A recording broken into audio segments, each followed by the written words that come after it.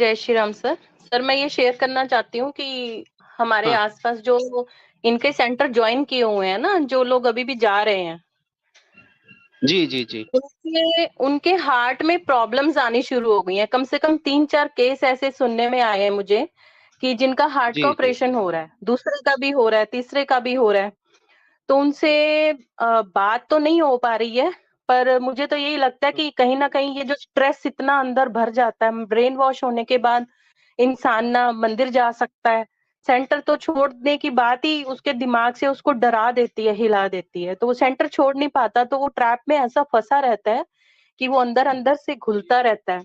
तो स्ट्रेस में रहने की वजह से सर हार्ट की प्रॉब्लम्स इतनी बढ़ रही हैं, तो वो पहले की तरह घुल मिल नहीं पाते हैं सोसाइटी में, किसी से बात नहीं कर पाते हैं खुल के, अपनी फीलिंग्स नहीं बता पाते हैं क्योंकि एक डर उनको सताता है।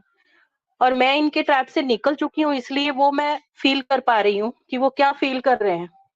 जैसे अभी ये बोल रहे थे, राजीव भाई बोल रहे थे, तो ये जो कुछ भी ये बोल रहे थे, ये वाकई में ऐसे ही होता है।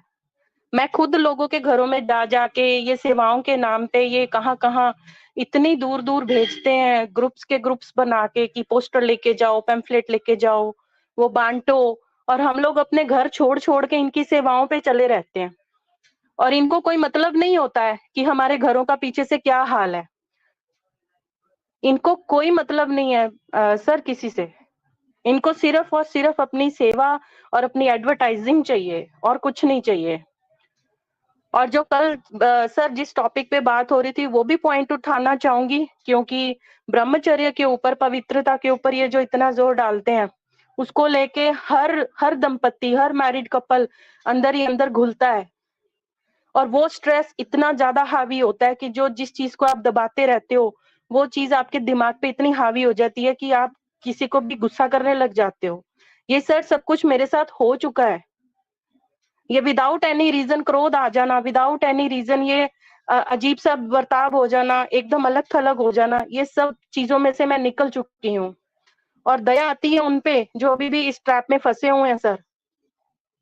अब वो ना इधर के हैं, ना सोसाइटी में उठ बैठ सकते हैं। मैं किसी का हाल पूछने गई हूँ, किसी का हार्ट का ऑपरेशन हुआ है अभी,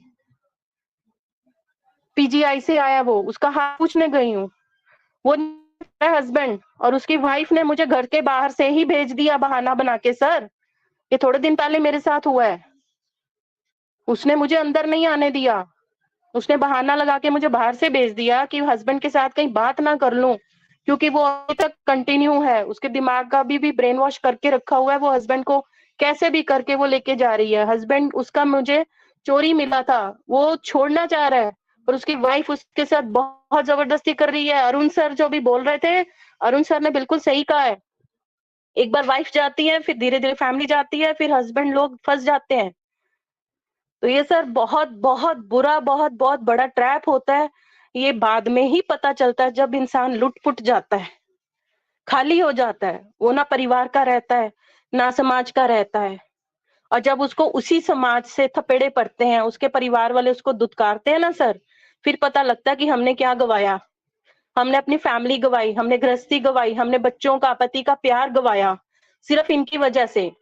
और इनकी असलियत सर तब सामने आती है जब हम लोगों की फैमिली में कोई प्रॉब्लम आती है ना, और इस साइड से किनारे से ऐसे निकल जाते हैं जैसे इनको कुछ पता ही नहीं होता कि आपकी फैमिली में हो क्या रहा है। तभी आपको पहचानने से इनकार कर देते हैं, आपको पागल बोलते हैं,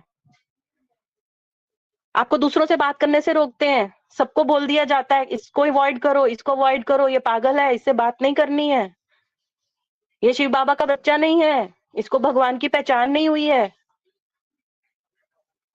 बस सर मैं इतना ही बोलना चाहूंगी। Thank you sir.